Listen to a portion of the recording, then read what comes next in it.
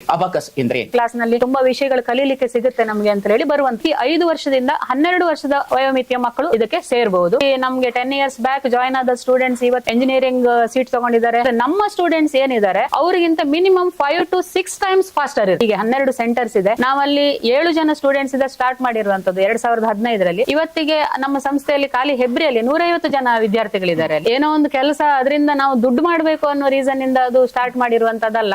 ನಮಸ್ಕಾರ. ನಮ್ಮ ಕಾರ್ಲಾ ವಾಹಿನಿಯ ಈ ವಿಶೇಷ ಸಂಚಿಕೆಗೆ ಪ್ರೀತಿಪೂರ್ವಕ ಸ್ವಾಗತ. ಈ ಸಂಚಿಕೆಯಲ್ಲಿ ನಮ್ಮ ಜೊತೆಗಿದ್ದಾರೆ ರ್ಯಾಪಿಡ್ ಇನ್ಸ್ಟಿಟ್ಯೂಟ್ ಆಫ್ ಅಬಾಕಸ್ ಇದರ ಆಡಳಿತ ಮುಖ್ಯಸ್ಥರಾಗಿರುವಂತಹ ಶ್ರೀ ಸುನೀತಾ ಹೆಬ್ಬಾರ್ ಇವರು. ಈ ಸಂಸ್ಥೆ ಬಹಳಷ್ಟು ಕನಸುಗಳನ್ನ ಇಟ್ಟುಕೊಂಡು ಹುಟ್ಟಿಕೊಂಡು ಬಂದಿರುವಂಥದ್ದು. ಇಂತಹ ಅಪೂರ್ವವಾದಂತಹ ಸಂಸ್ಥೆ ಸಮಾಜಮುಖಿಯಾಗಿ ಶೈಕ್ಷಣಿಕ ಮುಖಿಯಾಗಿ ಬಹಳಷ್ಟು ಸಾಧನೆಗಳನ್ನ ತನ್ನ ಒಡಲೊಗೆ ಇಟ್ಟುಕೊಂಡಿದೆ.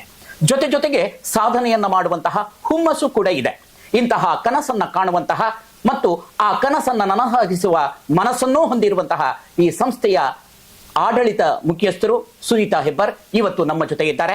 ಅವರನ್ನ ಮತ್ತು ಅವರ ಸಂಸ್ಥೆಯ ಸಾಧನೆಗಳನ್ನ ಈ ಮೂಲಕವಾಗಿ ನಾವು ತಿಳಿದುಕೊಳ್ಳುವ ಪ್ರಯತ್ನ ಮಾಡೋಣ. ಮೊದಲಾಗಿ ಅವರನ್ನ ಈ ವಿಶೇಷ ಕಾರ್ಯಕ್ರಮಕ್ಕೆ ಪ್ರೀತಿಯಿಂದ ಸ್ವಾಗತಿಸೋಣ. ನಮಸ್ತೆ ಮೇಡಮ್. ನಮಸ್ತೆ ಸರ್. ಪ್ರೀತಿಯಿಂದ ಈ ಕಾರ್ಯಕ್ರಮಕ್ಕೆ ಸ್ವಾಗತಿಸ್ತೇವೆ. ಜೊತೆಗೆ ಶೈಕ್ಷಣಿಕವಾದಂತಹ ಸಾಧನೆಗಳು ಬಹಳಷ್ಟು ಸಂಸ್ಥೆಗಳು ಮಾಡ್ತಾ ಇವೆ. ಇಂತಹ ಈ ಶೈಕ್ಷಣಿಕವಾದಂತಹ ಸಾಧನೆಯ ಹಿನ್ನೆಲೆಯಲ್ಲಿ ನಿಮ್ಮ ಸಂಸ್ಥೆ ಮುಖ್ಯವಾಗಿ ಒಂದು ಗ್ರಾಮೀಣ ಪರಿಸರದಲ್ಲಿ ಹೆಬ್ರಿ ಎನ್ನುವಂತಹ ಒಂದು ವಲಯವಾರು ಪ್ರದೇಶದಲ್ಲಿ ಈಗಷ್ಟೇ ನಗರದ ಛಾಯೆಯನ್ನ ತನ್ನ ಒಳಗಡೆ ಇಟ್ಟುಕೊಂಡಿರುವಂತಹ ಹೆಬ್ರಿಯ ಸುತ್ತಮುತ್ತ ಈ ಸಂಸ್ಥೆ ಯಾವ ರೀತಿಯಲ್ಲಿ ಸಾಧನೆ ಮಾಡ್ತಾ ಇದೆ? ಈ ಸಾಧನೆ ಇತರ ಸಂಸ್ಥೆಗಳಿಗಿಂತ ಹೇಗೆ ಭಿನ್ನ? ನಮ್ಮ ಸಂಸ್ಥೆ ಆರಂಭವಾದದ್ದು 2015ನೇ ಇಸ್ವಿಯಲ್ಲಿ. ಆರಂಭ ಮಾಡ್ಬೇಕಿದ್ರೆ ನಮ್ಗೆ ಪ್ರೇರಣೆ ಏನು ಅಂತ ಹೇಳಿದ್ರೆ, ನಾನು ಅಲ್ಲಿ ತನಕ ಒಂದು ಖಾಸಗಿ ಸಂಸ್ಥೆಯಲ್ಲಿ ಕೆಲಸ ಮಾಡ್ತಾ ಇದ್ದವಳು.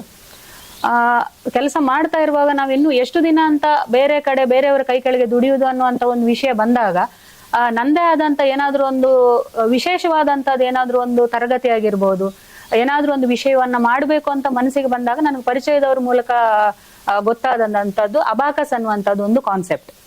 ಅದು ಹೆಬ್ರಿಯಲ್ಲಿ ನೀವು ಈಗ ಹೇಳಿದಾಗೆ ತುಂಬಾ ಹೆಬ್ರಿ ಅನ್ನುವಂಥದ್ದು ಒಂದು ಗ್ರಾಮ. ಈಗ ಒಂದು 9-10 ವರ್ಷಗಳ ಹಿಂದೆದ್ದು ವಿಷಯ ಇದು. ಸೊ ಆ ಪರಿಸರದಲ್ಲಿ ಅಬಾಕಸ್ ಅನ್ನುವಂಥದ್ದು ಆಗ ಯಾರಿಗೂ ಗೊತ್ತಿರ್ಲಿಲ್ಲ. ಅದು ಯಾವ ರೀತಿಯಲ್ಲಿ ಮಕ್ಕಳಿಗೆ ಉಪಯೋಗವಾಗುತ್ತೆ ಏನು ಸಹ ಗೊತ್ತಿಲ್ಲದೆ ಇರುವಂತ ಒಂದು ಪರಿಸ್ಥಿತಿಯಲ್ಲಿ ನಾನು ಸ್ಟಾರ್ಟ್ ಮಾಡಿರುವಂತದ್ದಲ್ಲಿ ಅಬಾಕಸ್ ಅಂತ ಹೇಳುವಂತದ್ದು ಅಲ್ಲಿ ನಾವು ಪೋಷಕರಿಗೆ ಹೇಳಿದಾಗ ಅವರಿಗೆ ಅದರದ್ದು ಏನು ವಿಷಯಗಳು ಗೊತ್ತಿರ್ಲಿಲ್ಲ ನಾವು ಸ್ಟಾರ್ಟ್ ಮಾಡುವಾಗ ಅಲ್ಲಿ. ಆದ್ರೂ ಸಹ ಒಂದು ಇನಿಷಿಯೇಟಿವ್ ತಗೊಂಡು ಒಂದು ಹೊಸದಾಗಿ ಏನಾದ್ರೂ ಒಂದು ಪರಿಚಯ ಮಾಡಬೇಕು ನಾವು ಸ್ಕೂಲ್ಗೆ ಹೋಗುವಂತ ಗ್ರಾಮೀಣ ಪ್ರದೇಶದ ವಿದ್ಯಾರ್ಥಿಗಳಿಗೆ ಹೊಸ ವಿಷಯವನ್ನು ನಾವು ಪರಿಚಯ ಮಾಡಬೇಕು ಅನ್ನುವಂತ ಉದ್ದೇಶದಿಂದ ನಾವು ಶುರು ಮಾಡಿರುವಂತದ್ದು ಈ ಅಬಾಕಸ್ ಸಂಸ್ಥೆ. ಮುಖ್ಯವಾಗಿ ನೀವು ಅಬಾಕಸ್ ಅದರ ಬಗ್ಗೆ ಹೇಳ್ತಾ ಇದ್ದೀರಿ. ಆದ್ರೆ ಇವತ್ತಿನ ಈ ಸಂದರ್ಭದಲ್ಲಿ ಗ್ರಾಮೀಣ ಪರಿಸರದ ಅನೇಕ ಶಿಕ್ಷಣವನ್ನ ಪಡೆಯುತ್ತಿರುವಂತಹ ಪ್ರಾಥಮಿಕ ಹಂತದ ವಿದ್ಯಾರ್ಥಿಗಳಿಗೆ, ಅದರಲ್ಲೂ ಮುಖ್ಯವಾಗಿ ಗ್ರಾಮೀಣ ಪರಿಸರದ ಶಾಲೆಯ ವಿದ್ಯಾರ್ಥಿಗಳಿಗೆ ಅಬಾಕಸ್ ಅಂದ್ರೆ ಏನು ಅಂತ ಗೊತ್ತಿಲ್ಲ. ಆ ಹಿನ್ನೆಲೆಯಲ್ಲಿ ಅಬಾಕಸ್ ಅಂದ್ರೆ ಏನು? ಅಬಾಕಸ್ ಅಂತ ಹೇಳಿದ್ರೆ ಮೊದಲಿಗೆ ನಾವು ಸಣ್ಣವರು ಇರುವಾಗೆಲ್ಲ ನೋಡ್ತಿದ್ವಿ, ಅಂಗನವಾಡಿಗೆಲ್ಲ ಹೋಗುವಾಗ ಸ್ಲೇಟ್ ಅಂತ ಒಂದು ಕೊಡ್ತಿದ್ರು. ಆಗ ನಮ್ಗೆ ಜಸ್ಟ್ ಒಂದು ಬರೀಲಿಕ್ಕೆ ಏನಾದ್ರೂ ಒಂದು ಗೆರೆ ಹಾಕ್ಲಿಕ್ಕೆ ಅಥವಾ ಒಂದು ಅಕ್ಷರಗಳನ್ನ ಬೇಸಿಕ್ ನಮ್ಗೆ ಹೇಳಿಕೊಡ್ಲಿಕ್ಕೆ ಉಪಯೋಗ ಮಾಡ್ತಾ ಇದ್ರು. ಅದರಲ್ಲಿ ಅರ್ಧ ಭಾಗದಲ್ಲಿ ಮಣಿಗಳು ಬರ್ತಿತ್ತು. ನೀವು ಸಹ ನೋಡಿರ್ಬಹುದು ಅನ್ಕೊಳ್ತೇನೆ ನಾನು. ಅಂದ್ರೆ ತುಂಬಾ ಕಲರ್ಫುಲ್ ಆದ ಬೀಡ್ಸ್ ಗಳು ಇರ್ತಿತ್ತು ಅದ್ರಲ್ಲಿ, ಎಲ್ಲಾ ಕಲರ್ನ ಬೀಡ್ಸ್ ಅನ್ನ ಆ ಮಕ್ಕಳಿಗೆ ಅದನ್ನ ಜಸ್ಟ್ ಒಂದು ಕೌಂಟ್ ಮಾಡ್ಲಿಕ್ಕೋಸ್ಕರ ಯೂಸ್ ಮಾಡ್ತಿದ್ರು. 1, 2 ಹೀಗೆ ಒಂದು 10 ತನಕ ಲೆಕ್ಕ ಹೇಳಿಕೊಡ್ಲಿಕ್ಕೆಲ್ಲ ಉಪಯೋಗ ಮಾಡ್ತಿದ್ರು. ಆಗ ಬೇಸಿಕಲಿ ಅದೇ ಅಬಾಕಸ್, ನಮ್ಮ ಇಂಡಿಯನ್ ಬೇಸ್ ಮೆಥಡ್. ಅದು ಭಾರತದಲ್ಲಿಯೇ ಹುಟ್ಟಿರುವಂತದ್ದು ಮೆಥಡ್, ಅದು ಅಬಾಕಸ್ ಮೆಥಡ್ ಅಂತ ಹೇಳುವಂತದ್ದು. ಆದ್ರೆ ಲೇಟರ್ ಏನಾಯ್ತು ಅಂತ ಹೇಳಿದ್ರೆ ಇಲ್ಲಿ ಯಾರು ಅದನ್ನ ಕರೆಕ್ಟ್ ಉಪಯೋಗ ಮಾಡ್ಕೊಳ್ಳದೆ ಇರ್ಲಿಕ್ಕೆ ಹೋಗಿ ಅದನ್ನ ಚೀನಾದವರು ಅದನ್ನ ಅಡಾಪ್ಟ್ ಮಾಡ್ಕೊಂಡು ಇಂಡಿಯನ್ ಮೆಥಡ್ ಅನ್ನ ಅವ್ರು ಅಡಾಪ್ಟ್ ಮಾಡ್ಕೊಂಡು ಅದಕ್ಕೆ ಸ್ವಲ್ಪ ಆಡ್ ಆನ್ ಮಾಡ್ಕೊಂಡು ಎಕ್ಸ್ಟ್ರಾ ಏನ್ ಮಾಡ್ಬೋದು ಮಕ್ಕಳಿಗೆ ಅದು ಯೂಸ್ಫುಲ್ ಆಗುವ ತರ ಏನ್ ಮಾಡ್ಬೋದು ಅಂತ ಹೇಳಿ ಅದನ್ನ ಇಂಪ್ರೂವ್ ಮಾಡಿ ಅವರು ಅಬಾಕಸ್ ಅಂತ ಅದನ್ನ ಇಂಟ್ರೊಡ್ಯೂಸ್ ಮಾಡ್ತಾರೆ. ಮತ್ತೆ ನಾವು ಅಲ್ಲಿಂದ ಅದನ್ನ ನಮ್ಮ ಭಾರತದಲ್ಲಿ ಅದನ್ನ ನಾವು ಏನು ಕಂಟಿನ್ಯೂ ಮಾಡ್ಕೊಂಡು ಬರ್ತೇವೆ ಅದನ್ನ ಅಬಾಕಸ್ ಅನ್ನುವಂಥದ್ದು. ನೀವು ಹೇಳಿದ್ರಿ ಭಾರತೀಯವಾದಂತಹ ಒಂದು ಪರಂಪರೆಯಲ್ಲಿ ಈ ಶಿಕ್ಷಣ ಇತ್ತು ಅಂತ. ಈ ಶಿಕ್ಷಣಕ್ಕೆ ಆಗ ಯಾವ ರೀತಿಯ ಹೆಸರು ಇತ್ತು ಮತ್ತು ಅದರ ಹಿನ್ನೆಲೆಗೆ ಹೇಗಿತ್ತು? ಆಗ ಅದಕ್ಕೆ ಹೆಸರು ಅಂತ ಏನು ಇಂಥದ್ದೇ ನಿರ್ದಿಷ್ಟವಾದ ಹೆಸರು ಅಂತ ಏನು ಇರ್ಲಿಲ್ಲ. ಅಂದ್ರೆ ನಾವೆಲ್ಲ ನೋಡಿದ ಈಗ ನಾನು ನಿಮ್ಗೆ ಹೇಳಿದಾಗೆ ಒಂದು ಗಣಿತದ ಲೆಕ್ಕಗಳನ್ನ ಮಕ್ಕಳಿಗೆ ನಂಬರ್ಗಳನ್ನ ಹೇಳಿಕೊಡ್ಲಿಕ್ಕೆ ಅಂಕಿ ಅಂಶಗಳನ್ನ ಹೇಳಿಕೊಡ್ಲಿಕ್ಕೆ ಮಾತ್ರ ನಾವು ಉಪಯೋಗ ಮಾಡ್ತಿತ್ತು. ಅದರಿಂದ ಈಗ ನಾವು ಏನು ಮಕ್ಕಳಿಗೆ ಹೇಳಿಕೊಡ್ತಾ ಇದ್ದೇವೆ ಇಷ್ಟು ಉಪಯೋಗ ಇದೆ ಅನ್ನುವಂಥದ್ದು ಆಗ ನಮ್ಗೆ ತಿಳುವಳಿಕೆಯಲ್ಲಿ ಇರ್ಲಿಲ್ಲ. ಆದ್ರಿಂದ ಯಾರು ಅದನ್ನ ಮುಂದುವರಿಸ್ಕೊಂಡು ಹೋಗ್ಲಿಲ್ಲ ಅಂತ ನನ್ನ ಅನಿಸಿಕೆ. ಇಂತಹ ಹಿನ್ನೆಲೆಯಲ್ಲಿ ಶಿಕ್ಷಣವನ್ನ ನೀವು ಕೊಡ್ತಾ ಇದ್ದೀರಿ. ಇಂತಹ ಆ ಶಿಕ್ಷಣವನ್ನ ಕೊಡುವಂತಹ ನಿಟ್ಟಿನಲ್ಲಿ ಬೇರೆ ಬೇರೆ ಸಂಸ್ಥೆಗಳಲ್ಲೂ ಕೂಡ ಈಗ ಈ ಸಬ್ಜೆಕ್ಟ್ ಪ್ರಚುರತೆಯನ್ನ ಪಡೆದಿದೆ, ಪ್ರಸಿದ್ಧಿಯನ್ನ ಪಡಿತಾ ಇದೆ. ಇಂತಹ ಹಿನ್ನೆಲೆಯಲ್ಲಿ ಒಂದು ಗ್ರಾಮೀಣ ಪರಿಸರದ ನಿಮ್ಮ ಸಂಸ್ಥೆ ಯಾವ ರೀತಿಯಲ್ಲಿ ಅದನ್ನ ಮಕ್ಕಳಿಗೆ ಕೊಡುವಲ್ಲಿ ಒಂದು ಮನೋರಂಜನಾತ್ಮಕವಾಗಿ, ರೋಮಾಂಚಕಾರಿಯಾಗಿ, ಕುತೂಹಲಕಾರಿಯಾಗಿ ಯಾವ ನೆಲೆಯಲ್ಲಿ ಅದು ಕೊಡ್ತಾ ಇದೆ? ನಾವು ಕ್ಲಾಸ್ ಮಾಡುವಂತದ್ದು ಅಂತ ಹೇಳಿದ್ರೆ, ಈಗ ಬೇರೆ ತರಗತಿಗಳಲ್ಲಿ ಇದ್ದ ಹಾಗೆ ಇದಕ್ಕೆ ಸಹ ಪಠ್ಯ ಪುಸ್ತಕಗಳಿದೆ, ಟೆಕ್ಸ್ಟ್ ಬುಕ್ ಇದೆ, ಮತ್ತೆ ಅಬಾಕಸ್ ನಾವು ಕ್ಯಾಲ್ಕುಲೇಟ್ ಮಾಡುವಂತದ್ದು ಒಂದು ಟೂಲ್ ಇದೆ. ಅದರ ಬೇಸ್ ಮೇಲೆ ನಾವು ಅವರಿಗೆ ಕ್ಲಾಸ್ ಮಾಡುವಂತದ್ದು. ಅದನ್ನ ಬಿಟ್ಟು ಮಕ್ಕಳು ನಮ್ಮ ಕ್ಲಾಸಿಗೆ ಬರ್ಬೇಕಿದ್ರೆ ಅವರನ್ನ ನಾವು ಅಟ್ರಾಕ್ಟ್ ಮಾಡ್ಬೇಕು. ಫಸ್ಟಿಗೆ ಅವರು ಇಷ್ಟಪಟ್ಟು ಬರ್ಬೇಕು ನಮ್ಮ ಕ್ಲಾಸಿಗೆ. ಕಲಿಯುವುದು ಅಂತ ಹೇಳಿದ್ರೆ, ಈಗ ನಾವು ಕ್ಲಾಸ್ ಮಾಡುವಂತದ್ದು ವೀಕೆಂಡ್ಸ್ ನಲ್ಲಿ, ಸ್ಯಾಟರ್ಡೆ ಮತ್ತೆ ಸಂಡೇ. ಅವರು ವೀಕ್ ಡೇಸ್ ನಲ್ಲಿ ಸಹ ಮಂಡೇ ಟು ಸ್ಯಾಟರ್ಡೆ ಏನು ಸ್ಕೂಲ್ ನಲ್ಲಿ ಹೋಗಿ ಸಹ ಅಲ್ಲಿ ಸಹ ಬರೀಲಿಕ್ಕೆ ಓದ್ಲಿಕ್ಕೆ ಇರುತ್ತೆ. ಪುನಃ ವಾರಾಂತ್ಯದಲ್ಲಿ ಪುನಃ ನೀವು ಬರೀಲಿಕ್ಕೆ ಹೋಗ್ಬೇಕು, ಓದಲಿಕ್ಕೆ ಹೋಗ್ಬೇಕು ಅಂತ ಹೇಳಿದ್ರೆ ಯಾವ ಮಕ್ಕಳು ಬರ್ಲಿಕ್ಕೆ ಕೇಳುದಿಲ್ಲ ಈಗ. ಸೊ ಆದ್ರಿಂದ ಅವ್ರ ಕ್ಲಾಸಿಗೆ ಬಂದಾಗ ನಾವು ಫಸ್ಟ್ ಅವ್ರ ಜೊತೆ ಏನು ಅಂತ ಹೇಳಿದ್ರೆ ಮಾತಾಡ್ಕೊಂಡು ಒಂದು ಒಳ್ಳೆ ರೀತಿಯಲ್ಲಿ ಕಮ್ಯುನಿಕೇಟ್ ಮಾಡ್ಕೊಂಡು ಅವ್ರ ಜೊತೆ ಅವರು ನಾವು ಹೇಳಿದ ಹಾಗೆ ಅವ್ರು ಕೇಳುವ ತರ ಒಂದು ಸಣ್ಣ ಪುಟ್ಟ ಗೇಮ್ಸ್ ಆಗಿರ್ಬೋದು, ಅಥವಾ ಒಂದು ಜೋಕ್ಸ್ ಹೇಳುವುದಾಗಿರ್ಬೋದು, ಏನಾದ್ರೂ ಲಾಜಿಕಲ್ ಕ್ವಶನ್ಸ್ ಕೇಳುವಂತದ್ದಾಗಿರ್ಬೋದು, ಅವರಿಗೆ ಅದಕ್ಕೆ ಅವರು ಕರೆಕ್ಟ್ ಆನ್ಸರ್ ಕೊಟ್ಟಾಗ ಅವರಿಗೊಂದು ಪ್ರೋತ್ಸಾಹ ಕೊಡುದು. ಇಂಥದೆಲ್ಲ ಆಕ್ಟಿವಿಟಿಗಳು ಮಾಡಿದಾಗ ಅವರಾಗಿ ಕ್ಲಾಸಿಗೆ ಬರ್ಲಿಕ್ಕೆ ಮುಂದೆ ಬರ್ತಾರೆ ಮಕ್ಕಳು. ಅವರು ಬರುವುದಲ್ಲದೆ ಅವರ ಸ್ನೇಹಿತರನ್ನ ಮತ್ತೆ ಅವರ ಸಂಬಂಧಿಕರ ಮಕ್ಕಳನ್ನ ಅವರನ್ನು ಸಹ ನೀನು ಸಹ ಬಾ ಈ ಕ್ಲಾಸಿಗೆ ಹೋಗುವ, ಅಬಾಕಸ್ ಕ್ಲಾಸ್ ನಲ್ಲಿ ತುಂಬಾ ವಿಷಯಗಳು ಕಲೀಲಿಕ್ಕೆ ಸಿಗುತ್ತೆ ನಮ್ಗೆ ಅಂತ ಹೇಳಿ ಬರುವಂತದ್ದು ಇರುತ್ತೆ. ಈಗ ನೀವು ಹೇಳಿದ ಹಾಗೆ ಶನಿವಾರ ಆದಿತ್ಯವಾರ ನಿಮ್ಮ ತರಗತಿಗಳು ನಡೀತವೆ, ವಿಶೇಷ ತರಗತಿಗಳು ಎನ್ನುವುದಾಗಿ ಹೇಳಿದ್ರಿ. ಸಾಮಾನ್ಯವಾಗಿ ಇಂತಹ ಈ ವಿಶೇಷ ತರಗತಿಗಳ ಆಯ್ಕೆಯ ಈ ದಿನಗಳು ಶನಿವಾರ ಮತ್ತು ಆದಿತ್ಯವಾರ ಸಾಮಾನ್ಯವಾದಂತಹ ವಿದ್ಯಾರ್ಥಿಗಳು ಇತರ ಸಾಂಸ್ಕೃತಿಕವಾದಂತಹ ಕಾರ್ಯಕ್ರಮದಲ್ಲಿ ಅಥವಾ ಅಂತಹ ತರಗತಿಗಳಲ್ಲಿ ತಮ್ಮನ್ನ ತಾವು ತರಬೇತುಗೊಳಿಸಲಿಕ್ಕೆ ಪೋಷಕರು ಕೂಡ ಅದಕ್ಕೆ ಹೆಚ್ಚು ಮನಸ್ಸು ಮಾಡ್ತಾರೆ. ಇಂತಹ ಸಂದರ್ಭದಲ್ಲಿ ಒಂದು ಸೈದ್ಧಾಂತಿಕವಾದಂತಹ ಹಿನ್ನೆಲೆಯ ಪಠ್ಯ ಪುಸ್ತಕ ಸಂಬಂಧಿತವಾದಂತಹ ಈ ಶಿಕ್ಷಣಕ್ಕೆ ಎದುರಾಗುವ ಸವಾಲುಗಳು ಏನು? ಎದುರಾಗುವಂತಹ ಸವಾಲುಗಳಂದ್ರೆ ತುಂಬಾ ಇದೆ ಸರ್. ನೀವು ಒಳ್ಳೆ ಕ್ವಶನ್ ಕೇಳಿದ್ರಿ. ನಾವು ಮೊದಲಿಗೆ ತರಗತಿಗಳನ್ನು ಸ್ಟಾರ್ಟ್ ಮಾಡಿದಾಗ ಪೋಷಕರು ಮಕ್ಕಳನ್ನ ಕಳಿಸ್ಲಿಕ್ಕೆ ಕೇಳ್ತಿರ್ಲಿಲ್ಲ. ಹೀಗೆ ನೀವು ಹೇಳಿದಾಗೆ ಸ್ಕೂಲ್ ನಲ್ಲಿ ಸಹ ಅದೇ ಪಠ್ಯ ಪುಸ್ತಕಗಳನ್ನ ಇಟ್ಕೊಂಡು ಓದ್ತಾರೆ. ವಾರಾಂತ್ಯದಲ್ಲಿ ಸಹ ನಾವು ಡ್ಯಾನ್ಸಿಗೆ ಹಾಕ್ತೇವೆ, ಮ್ಯೂಸಿಕ್ಗೆ ಹಾಕ್ತೇವೆ, ಅಥವಾ ಬೇರೆ ಇನ್ಯಾವುದೋ ಸಾಂಸ್ಕೃತಿಕ ತರಗತಿಗಳಿಗೆ ಹಾಕ್ತೇವೆ. ಇದಕ್ಕೆ ಯಾಕೆ ಬರ್ಬೇಕು ಅನ್ನೋದು ಎಲ್ಲರೂ ಸಹ ನಮ್ಗೆ ಅದು ಕ್ವಶನ್ ಕೇಳಿದ್ದಾರೆ ಅವರು. ಆದ್ರೆ ನಾವು ತಾಳ್ಮೆಯಿಂದ ಅವರಿಗೆ ಅದನ್ನೆಲ್ಲ ವಿವರಿಸಿ ಹೇಳಿದ್ದೇವೆ. ನಿಮ್ಮ ಮಕ್ಕಳು ನಮ್ಮ ತರಗತಿಗೆ ಬರೋದ್ರಿಂದ ಏನೆಲ್ಲ ಅವರಿಗೆ ಲಾಭ ಆಗ್ಬೋದು, ಶೈಕ್ಷಣಿಕವಾಗಿಯೂ ಸಹ ಮತ್ತೆ ಬೇರೆಯವರ ವಿಷಯಗಳಲ್ಲಿ, ಸಾಂಸ್ಕೃತಿಕವಾಗಿ ಅವಳು ಬೇರೆ ಯಾವ್ದಾದ್ರು ತರಗತಿಗಳಿಗೆ ಹೋಗ್ತಾ ಇದ್ದಾರೆ ಅಂತ ಹೇಳಿದ್ರೆ ಅಲ್ಲಿ ಸಹ ಯಾವ ರೀತಿಯಲ್ಲಿ ಇದು ಹೆಲ್ಪ್ ಆಗ್ಬಹುದು ಅನ್ನೋದನ್ನ ಅವರಿಗೆ ವಿವರಿಸಿ ಹೇಳಿದ್ದೇವೆ. ಮತ್ತೆ ಇನ್ನೊಂದು ನಾವು ಒಂದು ಚಾಲೆಂಜ್ ಆಗಿ ಸಹ ತಗೊಂಡಿದ್ದೇವೆ ಅವ್ರ ಹತ್ರ. ನೀವೊಂದು 3 ತಿಂಗಳು ನಿಮ್ಮ ಮಕ್ಕಳನ್ನ ನಮ್ಮ ತರಗತಿಗೆ ಕಳಿಸಿ ಅವರಲ್ಲಿ ಏನ್ ಇಂಪ್ರೂವ್ಮೆಂಟ್ ಆಗುತ್ತೆ ಅನ್ನೋದನ್ನ ನೀವು ನೋಡಿ ಆ ಬೇಸಿಸ್ ಮೇಲೆ ನೀವು ಮತ್ತೆ ಕಂಟಿನ್ಯೂ ಮಾಡಬಹುದು ಅಂತ ಅದನ್ನೊಂದು ಚಾಲೆಂಜ್ ಆಗಿ ತಗೊಂಡು ನಾವು ಅದನ್ನು ಕಂಟಿನ್ಯೂ ಮಾಡ್ಕೊಂಡು ಬಂದಿದ್ದೇವೆ. ಈಗ ನಿಮ್ಮ ತರಗತಿಗೆ ಬರುವಂತಹ ವಿದ್ಯಾರ್ಥಿಗಳು ಅವರ ವಯೋಮಿತಿ ಏನು? ವಯೋಮಿತಿ 5 ವರ್ಷದಿಂದ 12 ವರ್ಷದ ವಯೋಮಿತಿಯ ಮಕ್ಕಳು ಇದಕ್ಕೆ ಸೇರಬಹುದು. 12 ವರ್ಷದ ನಂತರದವರು ಇನ್ನೊಂದು ವೇದಿಕ್ ಮ್ಯಾಥ್ಸ್ ಅನ್ನುವಂಥದ್ದು ಒಂದು ಕಾನ್ಸೆಪ್ಟ್ ಇದೆ. 12 ವರ್ಷದ ನಂತರದ ಮಕ್ಕಳು ಅದಕ್ಕೆ ಜಾಯಿನ್ ಆಗ್ಬಹುದು. ಈಗ ನೀವು ಕಲಿಸಿಕೊಡುವಂತಹ ಈ ಅಬಾಕಸ್ ಯಾವ ಹಿನ್ನೆಲೆಯಲ್ಲಿ ಅವರಿಗೆ ಶೈಕ್ಷಣಿಕವಾಗಿ ಪೂರಕವಾದಂತಹ ವಾತಾವರಣವನ್ನ, ಅದು ಅಧ್ಯಯನದ ನೆಲೆಯಲ್ಲಿ ಇರಬಹುದು, ವ್ಯಕ್ತಿತ್ವವನ್ನ ವಿಕಸನಗೊಳಿಸುವಂತಹ ನಿಟ್ಟಿನಲ್ಲಿ ಇರಬಹುದು, ಜೊತೆಗೆ ಬಹಳ ಮುಖ್ಯವಾಗಿ ಔದ್ಯೋಗಿಕವಾಗಿ ಯಾವ ರೀತಿಯ ಲಾಭವನ್ನ ಅದು ತಂದುಕೊಡ್ತದೆ? ತುಂಬಾ ಒಳ್ಳೆ ಪ್ರಶ್ನೆ ಸರ್ ಇದು. ಯಾಕಂದ್ರೆ ಮೇನ್ ನಮ್ಮ ಅಬಾಕಸ್ ಕ್ಲಾಸಸ್ ನಿಂತಿರುವಂತದ್ದೇ ಇದೇ ಕಾನ್ಸೆಪ್ಟ್ ಮೇಲೆ. ನೀವೀಗ ಏನ್ ಕ್ವಶನ್ ಕೇಳಿದ್ರೆ ಅದ್ರ ಮೇಲೆ ನಿಂತಿರುವಂತದ್ದು. ಈಗ ಮಕ್ಕಳಿಗೆ ಅಬಾಕಸ್ ಅಂತ ಹೇಳುವುದು ಈಗ ಕೇಳುವಾಗ ಒಂದು ವೀಕೆಂಡ್ ಆಕ್ಟಿವಿಟೀಸ್ ಅಥವಾ ಎಕ್ಸ್ಟ್ರಾ ಕರಿಕ್ಯುಲರ್ ಆಕ್ಟಿವಿಟಿ ಅಂತ ಅನ್ಸ್ಬೋದು ಪೇರೆಂಟ್ಸಿಗೆ. ಬಟ್ ಅವ್ರು ಅದಕ್ಕೆ ಜಾಯಿನ್ ಆದಾಗ ಮೇನ್ ಆಗಿ ಒಂದು ಪಾಯಿಂಟ್ ಅವರಲ್ಲಿ ಇಂಪ್ರೂವ್ ಆಗುವಂತದ್ದು ಏನು ಅಂತ ಹೇಳಿದ್ರೆ ಮೆಮೊರಿ ಪವರ್ ಅವರದ್ದು. ಈಗ ಸ್ಟೂಡೆಂಟ್ಸ್ಗೆ ಏನು ಅಂತ ಹೇಳಿದ್ರೆ ಸ್ಕೂಲ್ ನಲ್ಲಿ ಹೊರಗಡೆಯಲ್ಲಿ ಸಹ ಅವರಿಗೆ ಪ್ರೆಷರ್ ಜಾಸ್ತಿ ಆಗಿರೋದ್ರಿಂದ, ಹೋಮ್ ವರ್ಕ್ ಆಗಿರ್ಬೋದು, ಬೇರೆ ಎಕ್ಸ್ಟ್ರಾ ಆಕ್ಟಿವಿಟೀಸ್ ಆಗಿರ್ಬೋದು, ಅದೆಲ್ಲದ್ರಿಂದ ಅವ್ರು ಏನ್ ಮಾಡ್ತಾರೆ, ಅವರ ಮೆಮೊರಿ ಪವರ್ ಸ್ವಲ್ಪ ವೀಕ್ ಆಗ್ತಾ ಇರುತ್ತೆ ಹೆಚ್ಚಿನ ಮಕ್ಕಳಲ್ಲಿ. ನಾವು ನೋಡಿದಾಗೆ ನಮ್ಗೆ ಪೇರೆಂಟ್ಸ್ ಹೆಚ್ಚಾಗಿ ಕಂಪ್ಲೇಂಟ್ ಹೇಳುವಂತದ್ದೇ ಅದು, ಅವನಿಗೆ ನೆನಪಲ್ಲಿ ಉಳಿಯುವುದಿಲ್ಲ ಓದಿರುವಂತದ್ದು, ಅಥವಾ ನಾನೇನಾದ್ರೂ ಹೇಳಿದ್ರೆ ಅವನಿಗೆ ಅದು ನೆನಪಾಗುದಿಲ್ಲ ಅದನ್ನ ಮಾಡ್ಲಿಕ್ಕೆ, ಇಂಥದ್ದೆಲ್ಲ. ಅಬಾಕಸ್ಗೆ ಜಾಯಿನ್ ಆಗೋದ್ರಿಂದ ಅವರಿಗೆ ಮೆಮೊರಿ ಪವರ್ ಇಂಪ್ರೂವ್ ಆಗುತ್ತೆ. And concentration main. ಈಗ ಸ್ಟೂಡೆಂಟ್ಸ್ ಗೆ ಬೇಕಾಗಿರುವಂತದ್ದು ಕಾನ್ಸಂಟ್ರೇಷನ್, ಆಸಕ್ತಿ, ಏಕಾಗ್ರತೆ ಇಲ್ಲ ಅಂತ ಹೇಳಿದ್ರೆ ಅವರಿಗೆ ಏನು ಕಲೀಲಿಕ್ಕೆ ಆಗುದಿಲ್ಲ. ಇನ್ನೊಂದು ನೀವು ಪರ್ಸನಾಲಿಟಿ ಡೆವಲಪ್ಮೆಂಟ್ ಅಂತ ಬಂದ್ರೆ ಅವರಿಗೆ ಕಾನ್ಫಿಡೆನ್ಸ್ ಲೆವೆಲ್ ಇನ್ಕ್ರೀಸ್ ಆಗುತ್ತೆ ಅವರದ್ದು. ಯಾವುದೇ ಒಂದು ವಿಷಯ ಆದ್ರೆ ಸಹ ಅವರಿಗೆ ಕಂಪ್ಲೀಟ್ ಆ ವಿಷಯದ ಬಗ್ಗೆ ಮಾಹಿತಿ ಇದೆ ಅಂತ ಆದ್ರೆ ಅವರು ಉತ್ತರ ಕೊಡುವಂತ ರೀತಿಯೇ ಚೇಂಜ್ ಆಗಿರುತ್ತೆ ಅವ್ರದ್ದು, ಕಾನ್ಫಿಡೆನ್ಸ್ ಲೆವೆಲ್ ಜಾಸ್ತಿ ಆದಾಗ. ಇದೆಲ್ಲ ವಿಷಯಗಳು ಇಂಪ್ರೂವ್ ಆಗುತ್ತೆ. ಹೇಗೆ ಅಂತ ಹೇಳಿದ್ರೆ ಈಗ ಒಂದು ಸ್ವಲ್ಪ ಸೈಂಟಿಫಿಕಲಿ ನಾವು ಹೋಗುದು ಅಂತ ಹೇಳಿ ಆದ್ರೆ ನಾವು ಅಬ್ಯಾಕಸ್ ಬೀಡ್ಸ್ ಅನ್ನ ಮೂವ್ ಮಾಡುವಾಗ ಎರಡು ಕೈಗಳ ಎರಡು ಬೆರಳುಗಳನ್ನು ಯೂಸ್ ಮಾಡ್ತೇವೆ. ಕೆಲವು ಸ್ಪೆಸಿಫಿಕ್ ಬೆರಳುಗಳಿದೆ, ಅವ್ರ ಕ್ಲಾಸಿಗೆ ಬಂದ್ರೆ ನಾವು ಅವ್ರಿಗೆ ಹೇಳ್ತೇವೆ ಅದೇ ಫಿಂಗರ್ಸ್ ಯೂಸ್ ಮಾಡ್ಕೊಂಡು ಅವ್ರ ಅಬ್ಯಾಕಸ್ ಬೀಡ್ಸ್ ಅನ್ನ ಮೂವ್ಮೆಂಟ್ ಮಾಡ್ಬೇಕು. ಸೊ ಈ ಫಿಂಗರ್ ಟಿಪ್ಸ್ ನಲ್ಲಿ ಇರುವಂತ ನರಗಳು ಡೈರೆಕ್ಟ್ ನಮ್ಗೆ ಬ್ರೈನ್ ಗೆ ಕನೆಕ್ಟ್ ಆಗಿರುತ್ತೆ. ಸೈಂಟಿಫಿಕಲಿ ನಾವು ಒಂದೆಲ್ಲೋ ಒಂದ್ ಸ್ವಲ್ಪ ಚೂರು ಪಾರು ತಿಳ್ಕೊಂಡದ್ರ ಬೇಸ್ ಮೇಲೆ ನಾನು ಹೇಳಿರುವಂತದ್ದು.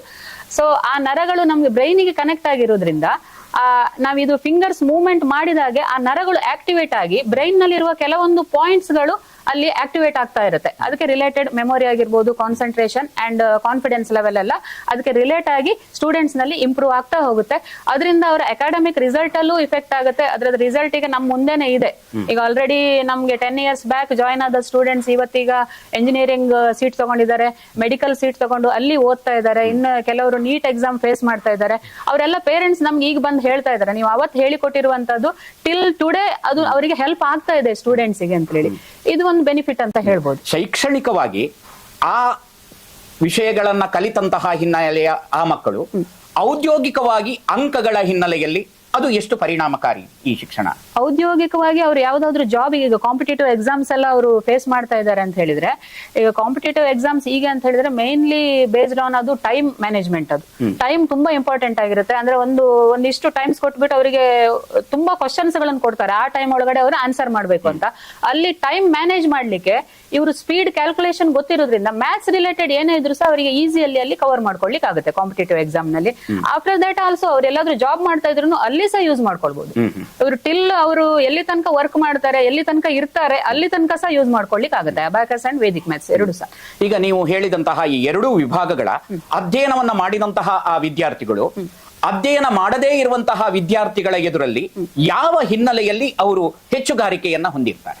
ತುಂಬಾ ಈ ನಾರ್ಮಲ್ ಅಬ್ಯಾಕಸ್ ಕಲಿದೇ ಇರುವಂತ ಸ್ಟೂಡೆಂಟ್ಸ್ ಈಗ ಇರ್ತಾರೆ, ತುಂಬಾ ಸ್ಪೀಡ್ ಆಗಿ ಆನ್ಸರ್ ಮಾಡುವವರು ಇರ್ತಾರೆ ಅಂಡ್ ತುಂಬಾ ಫಾಸ್ಟ್ ಆಗಿ ರಿಸೀವ್ ಮಾಡುವವರು ಇರ್ತಾರೆ. ಕೆಲವರು ಕ್ಲಾಸ್ ನಲ್ಲಿ ಹೇಳಿರುವಂತ ವಿಷಯಗಳನ್ನಾಗಿರ್ಬೋದು ಯಾವುದೇ ಆಗಿದ್ರು ಸಹ. ಆದ್ರೆ ನಮ್ಮ ಸ್ಟೂಡೆಂಟ್ಸ್ ಏನಿದ್ದಾರೆ ಅವರಿಗಿಂತ ಮಿನಿಮಮ್ 5 to 6 times ಫಾಸ್ಟರ್ ಇರ್ತಾರೆ. ಅವರು ಎಷ್ಟು 100 out of 100 ತೆಗೆಯುವಂತ ಸ್ಟೂಡೆಂಟ್ ಇರ್ಲಿ, ನಮ್ಮಲ್ಲಿ ಕಲಿತ ಮಗು ಇದೆ ಅಲ್ಲ, ಪ್ರತಿಯೊಬ್ಬ ಮಗು ಸಹ ನಮ್ಗೆ ಅದು ಪೇರೆಂಟ್ಸ್ ಇಂದ ಫೀಡ್ಬ್ಯಾಕ್ ಬರ್ತಾ ಇರುತ್ತೆ.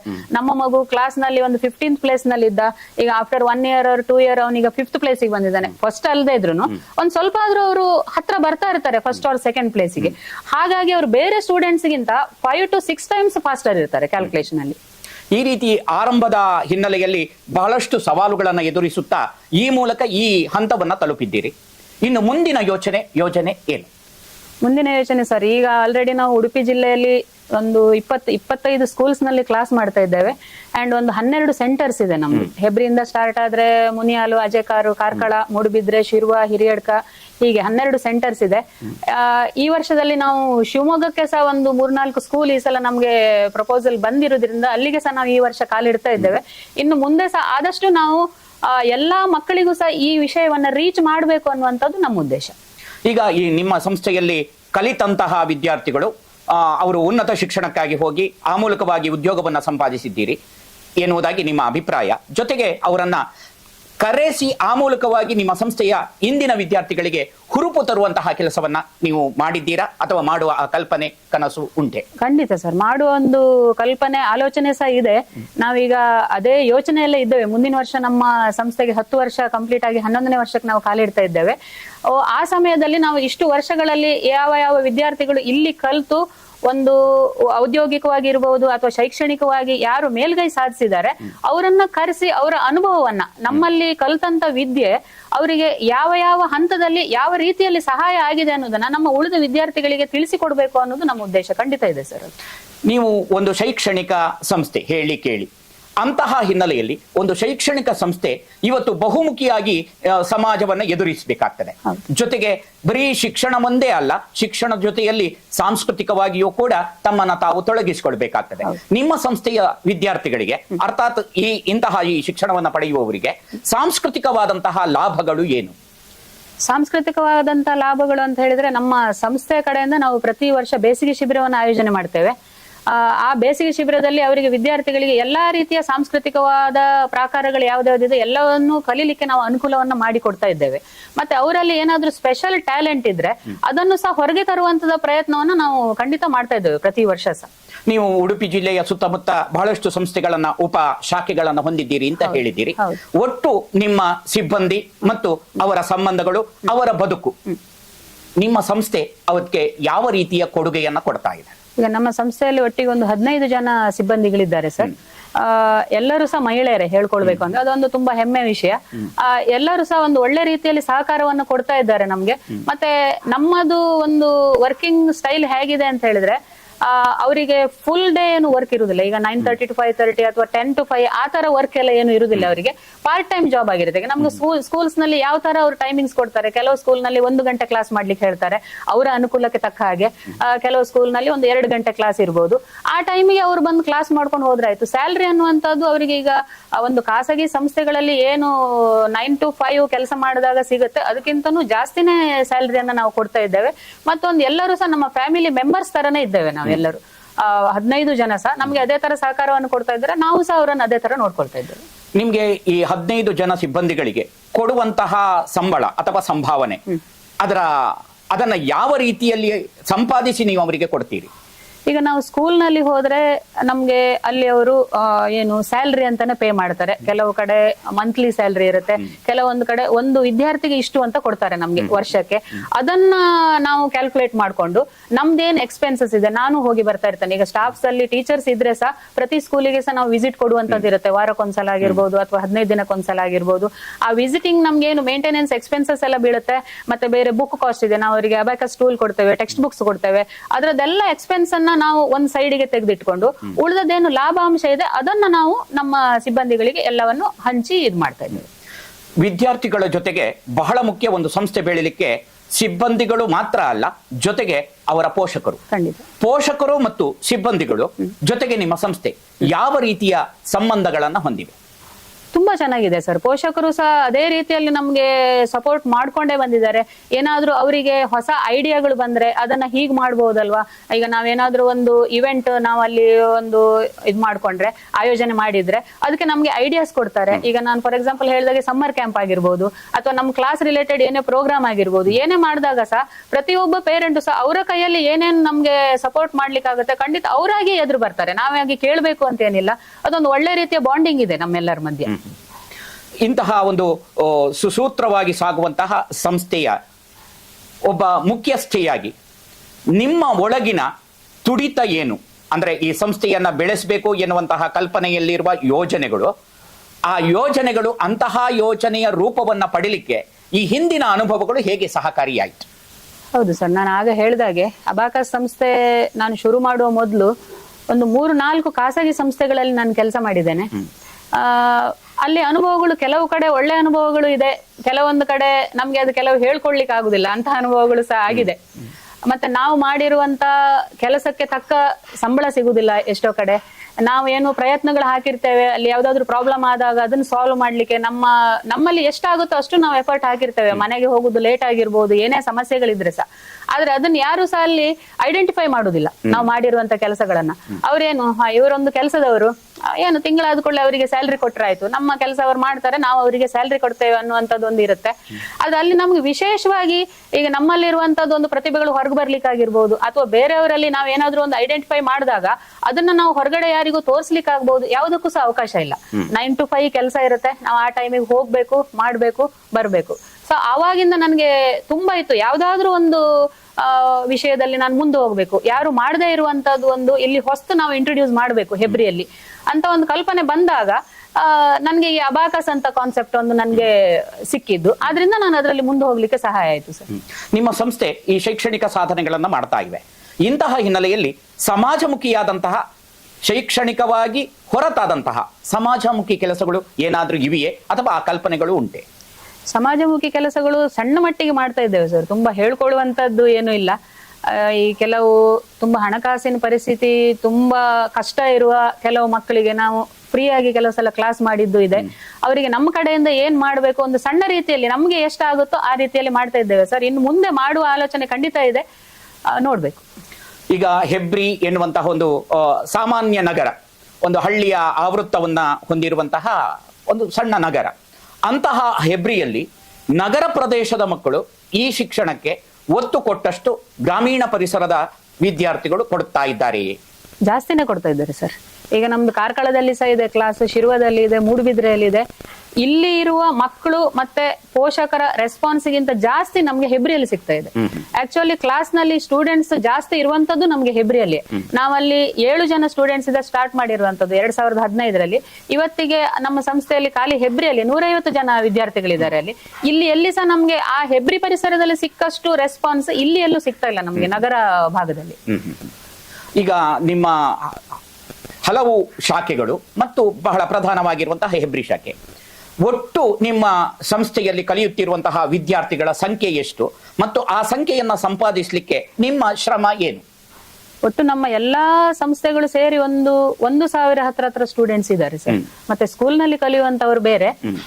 ಖಾಲಿ ನಮ್ಮ ವೀಕೆಂಡ್ಸ್ ನಾವೇನ್ ಕ್ಲಾಸ್ ಮಾಡ್ತೇವೆ ಅಲ್ಲಿ ಒಂದು ಹತ್ರ 1,000 ಸ್ಟೂಡೆಂಟ್ಸ್ ಇದ್ದಾರೆ.